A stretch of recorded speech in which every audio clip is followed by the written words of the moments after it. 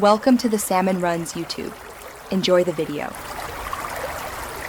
In this video, I will explain how to change an alternator. First, ensure your vehicle is off and the parking brake is engaged for safety. Then, locate your battery and disconnect the negative terminal. This crucial step prevents electrical shorts while you work.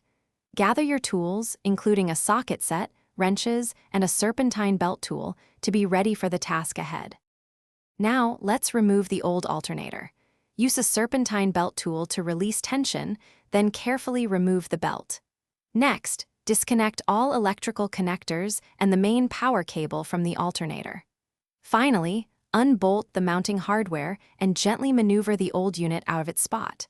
Take your time to avoid damaging surrounding components. With the old unit out, it's time to install the new one. Carefully place the new alternator into position and secure all mounting bolts. Reconnect the main power cable and all other electrical connectors, ensuring they are snug. Finally, route the serpentine belt correctly and use your tensioner tool to apply the proper tension. You're almost done. Reconnect the negative battery terminal securely. Start your engine and observe the dashboard for any battery warning lights.